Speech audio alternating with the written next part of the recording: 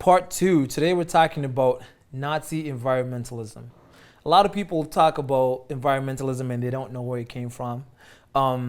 Personally, I thought it came from a big revolution in the 60s and the 70s. But after talking to William, he's got a very interesting viewpoint on where it came from, and I'd like for you guys to hear about it. Tell us about that, William.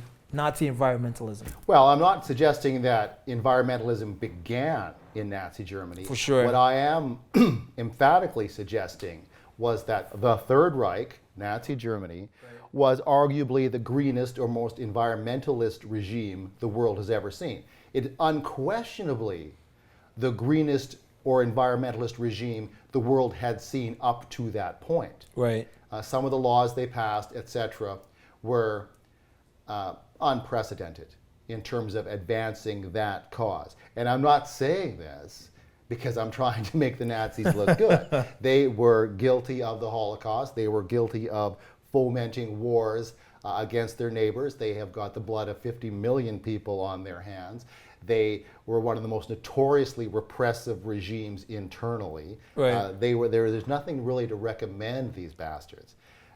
And they were indubitably the greenest regime the world had seen to that point, and debatably the greenest regime we'd ever seen. What I'm talking about, there's a couple of points you got to, 3 or 4 things to preface this with. Let's hear it. One, the fascist movement was not particularly a German thing. If you stop the clock at 1941, from Moscow, the gates of Moscow, all the way to the White Cliffs of Dover off England, every country in Europe is a fascist state. This is Europe of the dictators.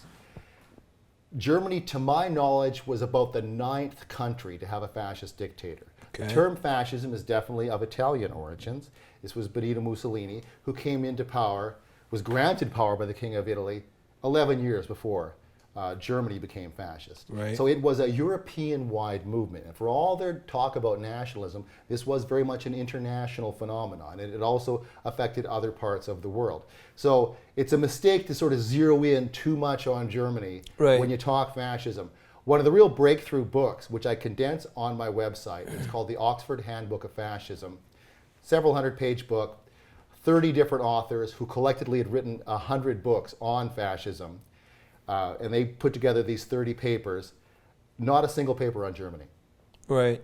And that was a real breakthrough because people kept focusing on Nazi Germany when all of these countries had fascist movements or fascist governments before Germany did. Austria for sure, Yugoslavia, other countries. So you have to view it as a continent-wide movement. However, because Germany was the industrial heartland and Germany was the military superpower of Europe, when they went fascist, the shit really hit the fan. Everybody took notice. Another thing to preface this, and this did not come out until reasonably recently, and although a few of the authors who I deal with on the website were fully aware of it, is that the Nazi Party had over 200 members who were hereditary princes. Germany was an utter aristocracy until 1914, until 1919, actually, until the end of World War I. It was a monarchy. The Kaisers were in charge, and all throughout Germany, you had these hereditary princes who had vast landed estates. They monopolized political positions. They monopolized culture. They dominated academia and the economy. They were never expropriated. What happened was in 1918, 1919, that winter, Germany had a revolution. The Kaiser flees to Holland. The aristocracy's in a panic. There actually was a referendum in 1926 to expropriate all the land of the princes. There was a law passed abolishing feudal titles, but the princes then just changed their legal names. They just prince became their first name. So they all kept calling themselves princes, and they hung on to their real estate. Despite this referendum, which they almost lost, and there was this mass political mobilization to do that.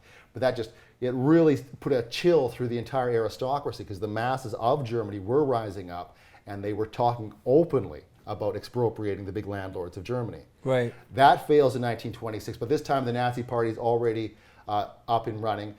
And you'll notice with a lot of the fascist groups, they had leftist-sounding names. Like the Nazi Party was the National Socialist Working People's Party. It was formed out of two other organizations which had even more Marxist-sounding names. However, they were entirely created by the aristocracy. Right. These were fake leftist organizations. They were actually death squads that were killing leftists. Okay. But that was a phenomenon you saw right across Europe.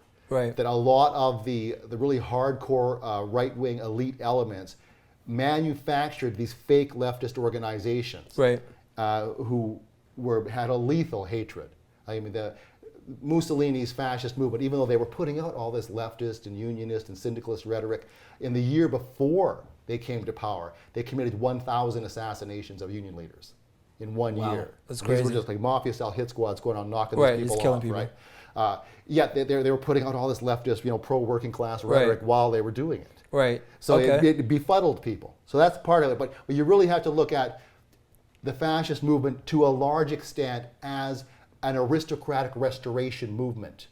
It was a movement, they were almost all monarchists. Hitler promised Hindenburg that he would restore the Kaiser. Okay. In Italy, everyone knows who Benito Mussolini is. No one knows that there was, King Victor Emmanuel III, the House of Savoy, appointed Mussolini as prime minister before the March on Rome, and he fired Mussolini 12 years later and had him arrested. Okay, now let's talk a little bit about that. Now you say Hitler promised to restore the Kaiser. Yes. How did that work? Why is he promising this guy anything? Like how? What part is he playing in Hitler's life that he has to promise him that? Germany was this absolutist monarchy, right, characterized by just Kaiser worship, right, until 1919. This is only several years later. The Nazi Party is a powerful force. The entire German high command in the army are still these old Prussian aristocrats. They're personally devoted to the concept of monarchy. They're personally often related to the royal family. Right. The royal family in Germany, the Kaiser was called the Hohenzollerns. And that's an ancient family, runs back several hundred years. When, in the final years of the Nazi Party's push for power, the crown prince of the Hohenzollern family regularly attended Hitler on stage. In fact, the Kaiser's fourth oldest son held Nazi Party membership card number 24. He was the 24th person to join the Nazi Party. Hitler's membership card was 55. And this was the royal family of Germany. They were deeply invested. And the Nazi Party were not the only fascist political party in Germany. There were several. So when I say there was like 200 or 300 princes in the Nazi Party, about 90 of them had joined before the Nazis took power. The rest joined immediately afterwards. But almost all of these princely families were members of one. There was a group called the Steel Helmet. There was a group called Herren Club. There was all these other fascist parties. They all coalesced into the Nazi Party as they took power. The Nazis never won an election. Hindenburg, who's this old Prussian warhorse who became president in the 1920s, he gave Hitler power. January 30th, 1933. So back to the original concept, there was these aristocratic landlords. Okay, let me just back up a bit here. One of the books I condense on the website is called The Social Origins of Dictatorship. Right. And he argues that the real roots of fascism are the resistance of the agricultural community to commercialization. We see this today. But basically, if we have free trade in agricultural goods, if we open up all the undeveloped lands for development, this is going to cause a major upheaval in agriculture. Right. We still have farmers' protests where they block roads with the tractors and they demand more money for their produce. No other business can do that. Like if the bar owners can't block off Jasper Avenue and say, we want people to pay $15 for a pint. I mean, people would think that was crazy. Right. But somehow, all across Europe, to this day, we have these farmers' protests where they block roads and they do all these sorts of things, demanding more money for their product. Right. If we really had capitalism in agriculture, particularly, early 20th century Europe, there would be this wrenching transformation. At that time, you had very primitive agriculture. You had, I'll give you an example of how concentrated it was. Prince Esterhazy of Hungary had 700,000 tenant farmers. Wow. He owned over 6% of all the land of Hungary.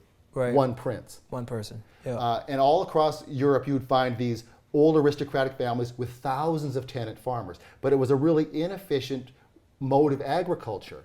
and there was all this cheaper grain coming onto the market. There was all this undeveloped land that their farmers wanted to go and develop. Right. But this was going to cause a major transformation, like the capitalist farm, the owner-operator farm with tractors and fertilizers, the high capital input farm would cause a major disruption in the way they were doing agriculture. Right. So if they let the market do its own thing, it was pretty much the end of this old aristocratic tenant farmer, primitive tool sort of agriculture. That was going to have to be completely reorganized. Right, right. And they didn't want to do that.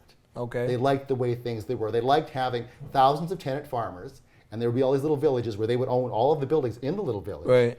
The cultural law of jus primae nocti, the right to deflower the virgins of all these little villages, was the law in Germany well into the 1930s. So it was the law certainly through the Nazi era, but it was already the law before. Right. Figaro wrote a great opera about trying to get the Austrian aristocracy to give up that right, the right of the first night. But this sort of thing ruled across Europe. Right. I mean, that's how inegalitarian a society it was. Right. And also, if they were really going to have democracy, well, then the aristocracy could forget about monopolizing all the government positions. There was a time when it was just those people. They were all the judges, they were the generals, they were the admirals, they were the senior bureaucrats and diplomats. They were all drawn from these families. If you're going to have a democracy, you can forget about that. Right. So they didn't want democracy. Okay. They liked the way things were. Now, there was a revolution in 1919, and then there was a reaction. There was a counter-revolution. Right. And the fascist movement, particularly the Nazi Party, were this counter-revolution. One more point on this. There's a book condensed on the website called The Reichs and the Royals, Oxford publication. The guy actually got to interview Prince Philip, interview some of the German aristocrats doing it. It's amazing that he got the interviews that he did. The author, Petropoulos, was formerly an investigator involved in tracking down looted Nazi art. They're still looking for this stuff. Yes. Okay, a third of all the artwork in France was stolen. A third of the whole country's artwork was stolen. Yeah. They found a guy's house in Germany recently. He had $1 billion worth of art in his basement. They're still circulating this stuff. So there's all these police forces, Interpol, they're still tracking all this stuff down. Right. And that was his job, and he worked there for a couple of decades. And what he did come across was this list of all the aristocrats who were Nazi Party members. That was not published until the year 2005. That was not common knowledge until 2005. Right. It's crazy. Yeah. I can remember being taught in university that the Nazis were this sort of groundswell of sort of poor people and sort of deranged bigots sort of overrunning the country. Right. We were not taught that this was an aristocratic counter-revolution. Right. And in this book, he talks about, he just narrows into this one aristocratic family called the Hesses. And they were sort of early adapters to the fascist cause. Once the Nazis were in power, they were restored. I mean, he was made the governor of his little estate, and he would sort of tour around, and he was obsessed with the artworks in the various churches, and he would go from church to church demanding they take this piece of artwork down and put up. He was a real crank, but he had absolute control at this point. And you'd find that across Europe.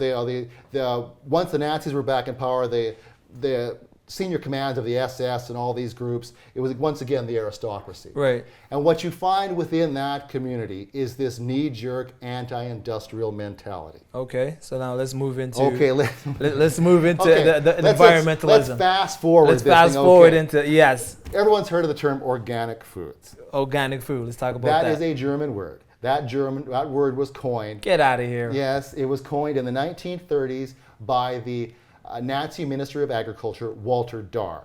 Now, there is an excellent book condensed on my website called Blood and Soil, Walter Dahr, and the Origins of the German Green Movement. And Walter Dahr was the Agriculture Minister of Nazi Germany. Right. For much of that 12 years, he controlled 25% of the Third Reich's budget because agriculture was a big thing. It was that much, yeah. And there was a form, before there was organic, there was a thing called biodynamic agriculture. It was the same thing. I remember that word, yes. The anthropogenic movement is still out there. They still promote this stuff. It really came from Austria. Rudolf Steiner invented it. But it's the same sort of thing. It's agriculture with zero industrial inputs. Right. No fertilizers, no tractors, no herbicides, etc. It's primitive, super medieval agriculture. And there was the belief that somehow this food was pure and that food which was created by industrial factory farming, gave you nervous disorders and gave you all kinds of diseases. And they spread all kinds of lies about modern agricultural technology while they promoted this primitive medieval technology. But what they really were trying to do is restore agriculture the way it sort of was, ass backward agriculture. That's what they were really trying to do. But I mean, let me interject for a second here. So what you're trying to say is, like, when you grow plants with fertilizers and you use herbicides to kill the insects that feed on them and insecticides, et cetera, that doesn't have a negative impact on the food. Yeah, that's what I'm saying. Yeah. That's what you're saying. Also on my website, you will find a book by an academic from Texas, and it's called In Praise of Modern Agricultural Technology.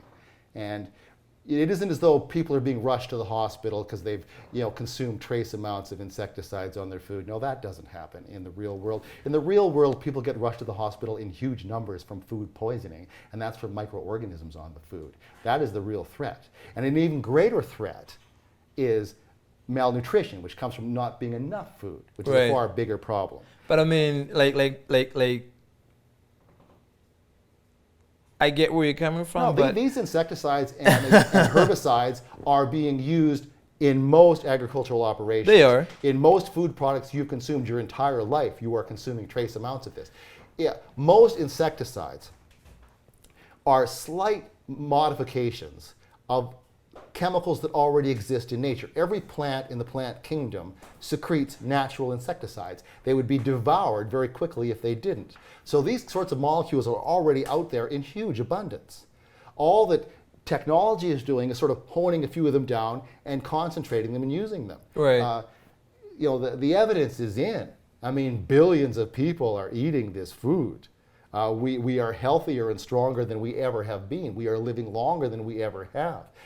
Modern agricultural technology has not corresponded to some sort of plague or a decline in human health. Right. It has corresponded to this explosion in longevity and in healthfulness. Okay, so does that include GMOs or no? It does include GMOs. So in your opinion, GMOs are good as well? Perfectly fine. It's nothing new about genetically modified foods, and there's nothing harmful about them. The onus is on the people who think there's something wrong with those foods to really show evidence of people becoming sick after eating them. Right.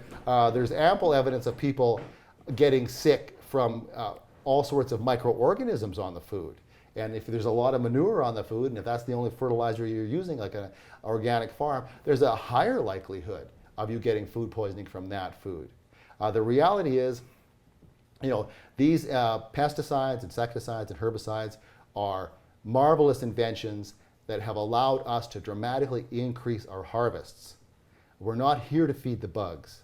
There was a recent agronomist, someone who won a Nobel Prize, that if we switched to organic foods, within a year, 2 billion people would starve to death. This came up in Nazi Germany. Okay. There was biodynamic farming. Of course, the Nazis were totalitarians. They didn't try to conceal this. They wanted to control all the organizations in society. So a lot of them had a dim view of the anthroposophists because they were an independent organization and they were kind of cult-like. And they had, Rudolf Steiner, the inventor of biodynamic farming, complete crank, complete flake. Right. He believed there were angels in the food. There was a hierarchy of angels that were involved in food production and what have you. Just a real whack job. So there were elements within the Nazi Party who could see, dim as they were, they could see that was not on. Dar, the agriculture minister, was not. He was someone who really, really fervently believed in biodynamic culture, but there was opposition to the Nazi Party. So that is why they changed its name to organic. Okay. And he continued to pitch that. It came to a head in 1940. At that time, there were 23 cabinet members in the Nazi cabinet. 7 of them were militant organic farming advocates that wanted to convert all agriculture in Nazi Germany to organic. There was resistance. Some of them were sort of sitting on the fence. Some of them were afraid to say anything that sounded like they supported biodynamic agriculture because it was starting to get a bad rap from the real, extreme violent elements of the cabinet. Right. And then there was this other element, Goring and these people, Goebbels, who just thought, they were convinced that if we switched to organic, yields would be reduced by about 25%. Right. And they had already committed themselves to this massive foreign war. They knew they were going to be besieged. They were going to have to come up with all this food themselves. This was not the time to be experimenting with radical transformations in agriculture. But all of the Nazi elite, Himmler, Hitler, Hess, Dar, they all only ate organic foods or wild meats. Most of them were vegetarians. And all the characteristics and traits that you normally ascribe to environmentalists, these people had. There was a large environmental movement in Germany before the Nazis took power. Right. They were overwhelmingly supporting of the Nazi cause. You cannot even think of them as two separate communities of people. Right. The overlap of membership was that great. Okay. There was a nature protection movement, had hundreds of members. The leader of it was called the Homeland Protection Movement, which was similar to the nature protection movement, although it included heritage farms and things like that. The very leader of that had been an outspoken Nazi party ideologist for 3 years before the Nazis took power. Right. And these people had all of the Nazi traits, the extreme racism, the social Darwinism. There's a number of ways you can approach this, but it's important to point out that Göring and Himmler were forest crazy. Right. They couldn't plant enough forests. They were devoted. The amount of time and energy Göring put into trying to reintroduce lost species into German forests and things like that. They were doing this during the height of this war, which was going to ultimately lead to all their being killed. But that shows the degree of obsession. 1935, they passed the Reich Conservation Law, unprecedented around the world. Right. It required anybody in Germany who was going to make any modification to their property to consult various government agencies, which themselves had to consult these nature protection officials. So they more or less threw down a blanket policing of all landscaping, all construction had to be vetted through the environmental movement. Göring was an animal rights nut, as was Himmler. Both of these guys experimented with humans. Like they used to, the Nazi military, the German military used to use cows and other animals as targets and wanted to see how a bullet would go right through, how deep it would go into a cow. Right. From a certain distance, right? Right. They're being scientific. Göring thought that was cruelty to animals, so they started using people.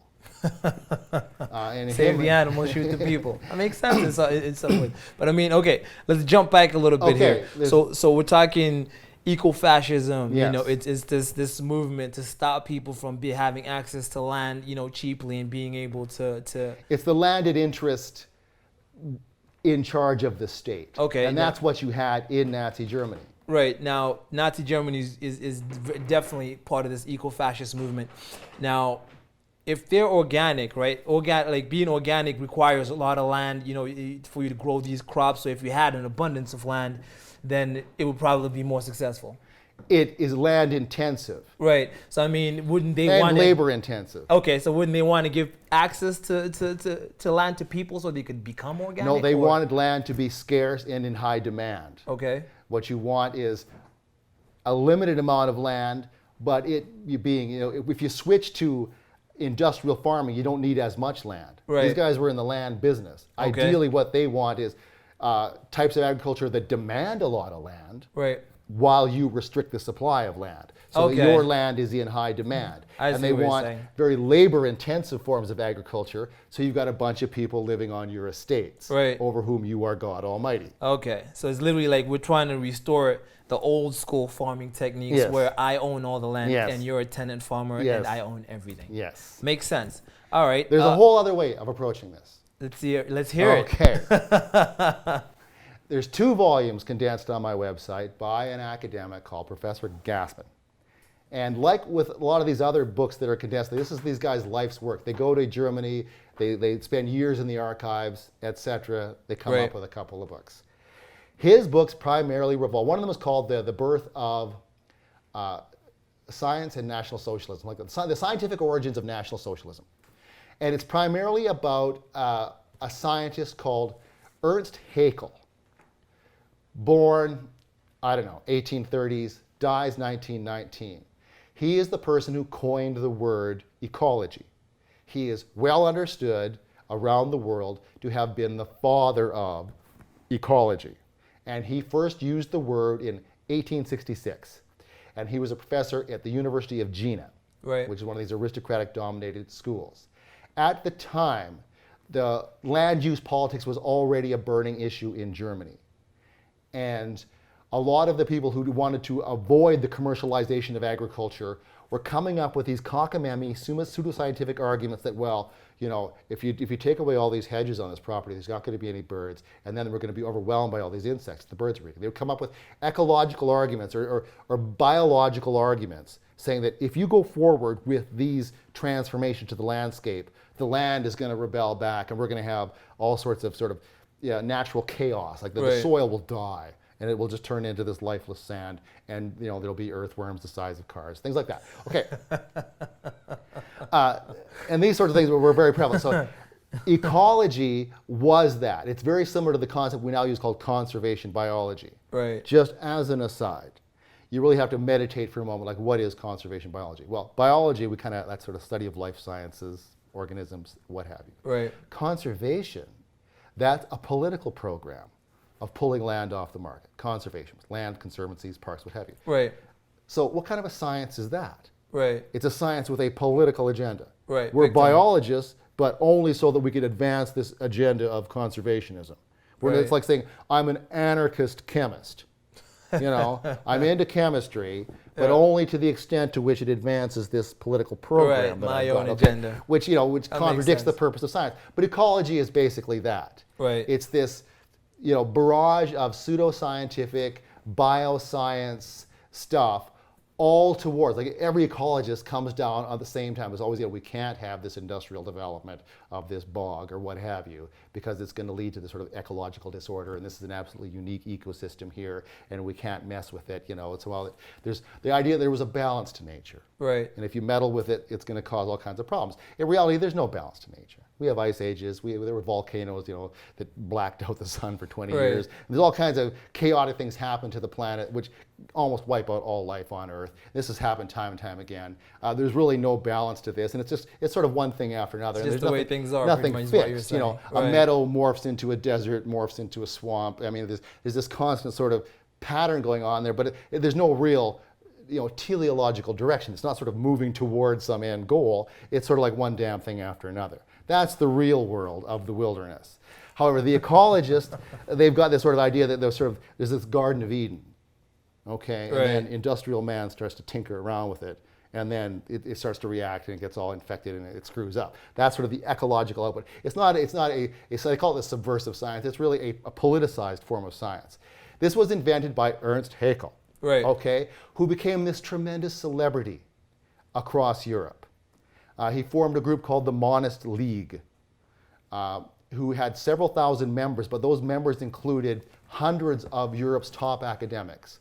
These were the people who wrote anthropology textbooks. These were the people who were the deans of various faculties of European universities. They were a very influential academic community. Right.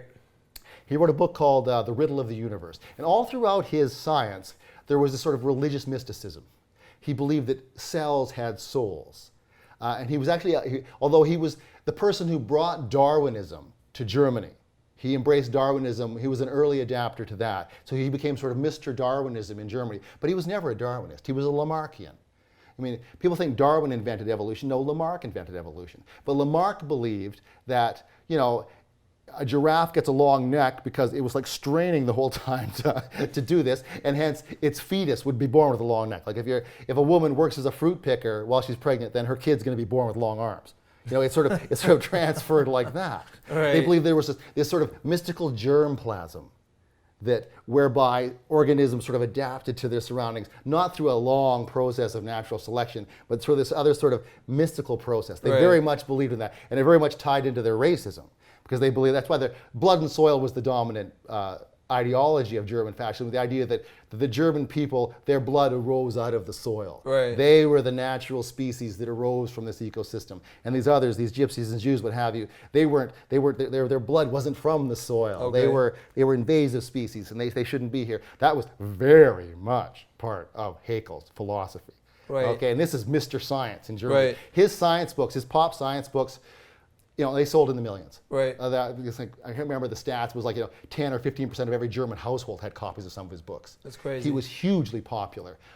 He joined the Fatherland Front, which was one of the precursors to the Nazi Party. He was a raging anti-Semite.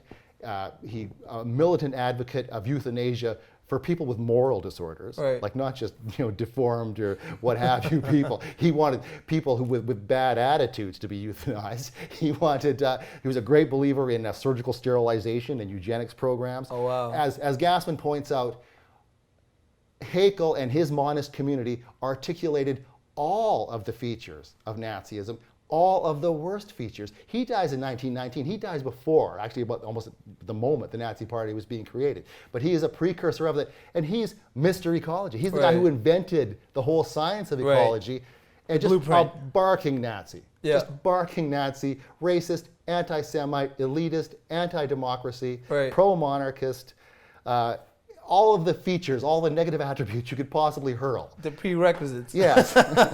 And he is the father of ecology.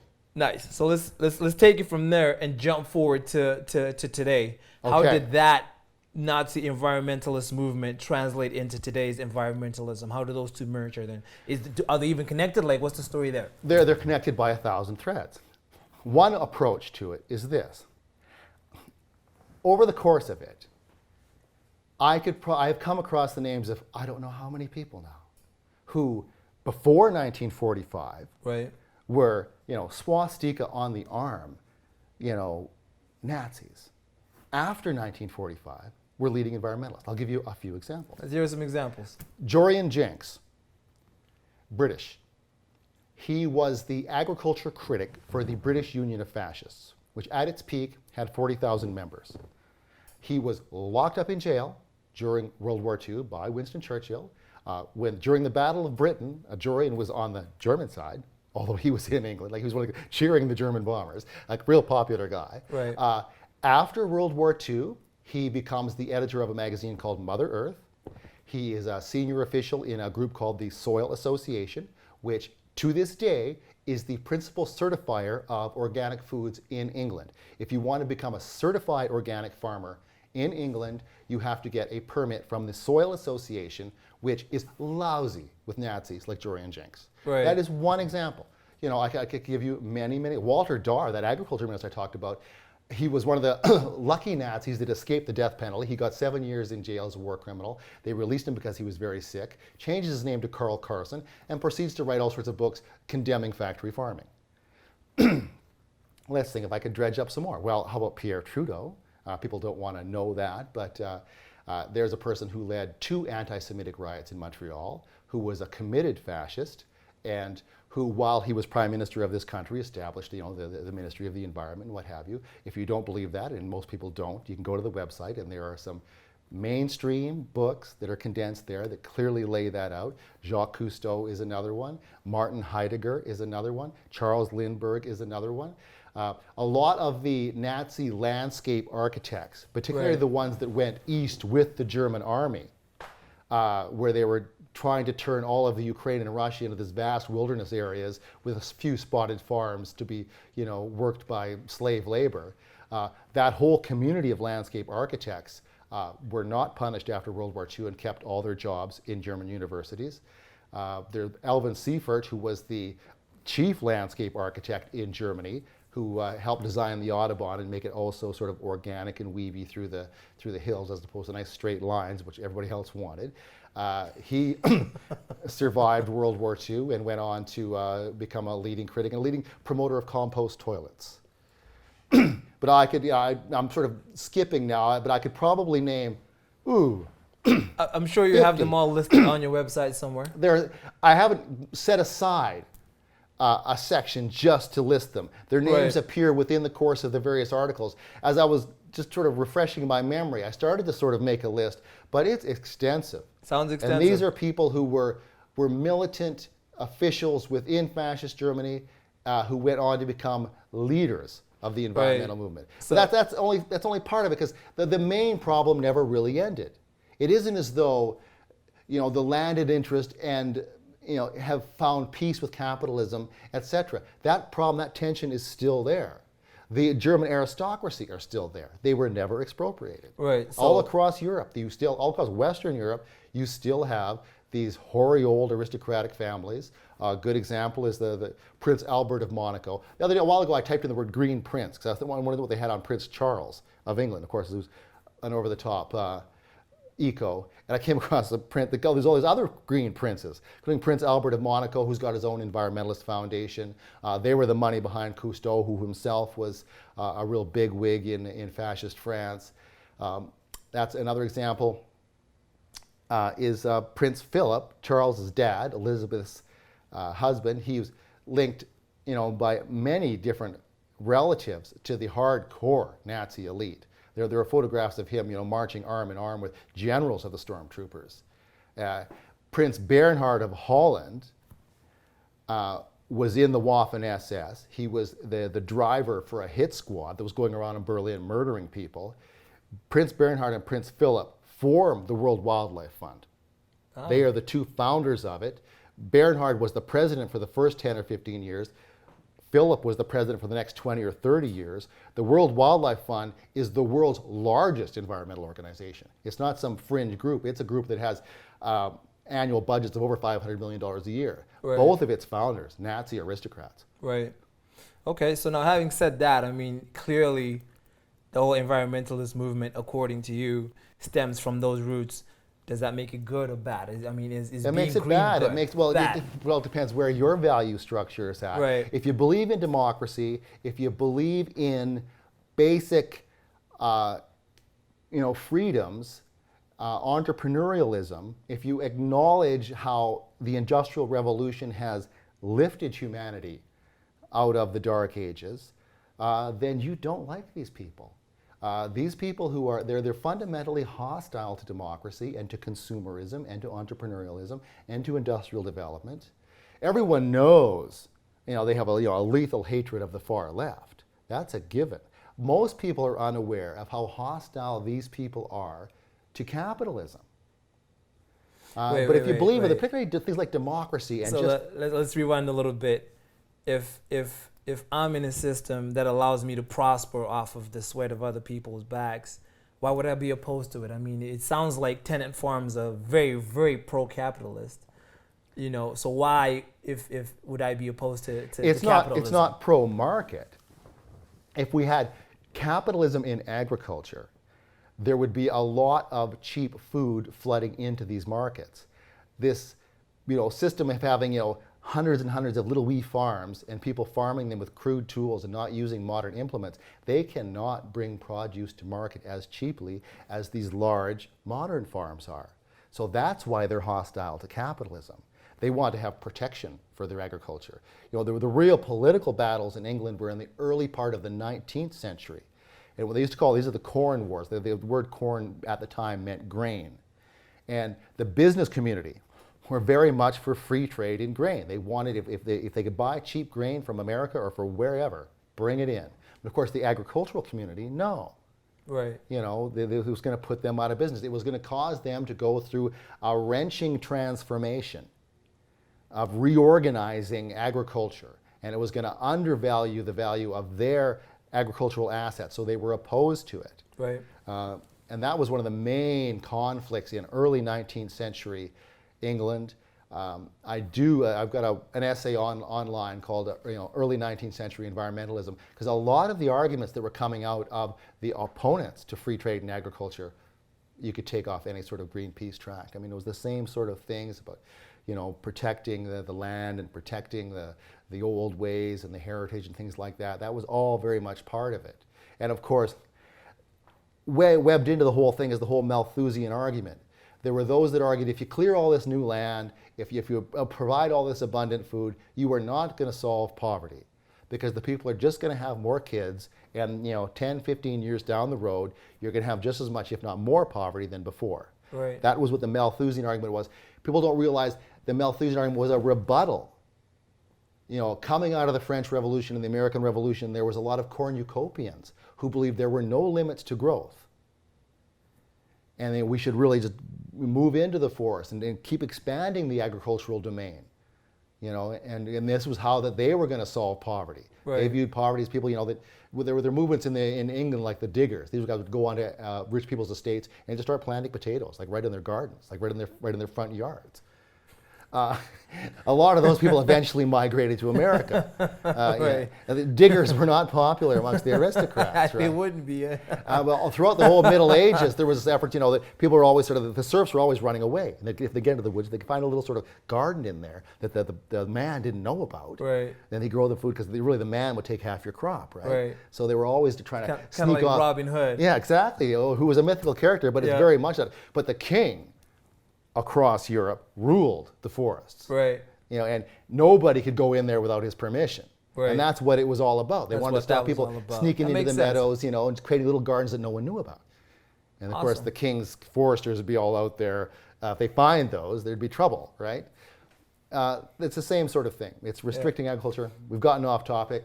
It's the same topic. It's a very interesting kind of discussion because I mean, according to you, if I get it properly, if I can summarize it this way, environmentalism as it is today, kind of directly came from the Nazi. It went through it, not movement. necessarily.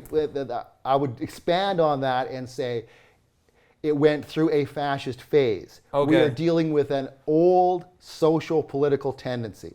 You go back 400 years, the aristocracy rule Europe. There is no democracy, there's no political parties, there's no industrial revolution. Right.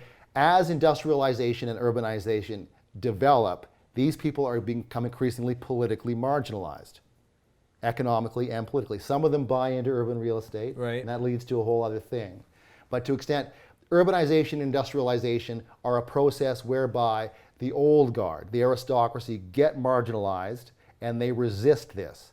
And time and again, they crash against the shores, and they try to restructure Europe in their interest. And sometimes they're more or less successful than other times. Right. They're certainly resurgent now, but it's sort of been a flux. It's got a great pendulum. It sort of fluxes and flows back and forth.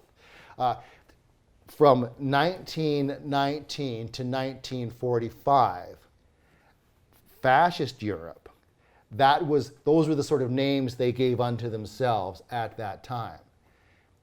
1944, I'm guessing there's 10 million people in Europe who are members of fascist parties. These are developed into mass parties. 1946, nobody admits to being a member. Right. They're all, burning their membership cards. It wasn't as though at Nuremberg we hung 1 million people. They hung a few hundred, Nazi war criminals. Of course, a lot of them were killed in combat. Some of them died in Allied bombing, what have you. But, you can rest assured that several million of those people survived that war. Certainly the aristocracy survived the war, and they know how to lie low, those people. They don't appear in the news unless they want to appear in the news. And it took them a while to sort of rebuild themselves. The fascist movement was very fragmented.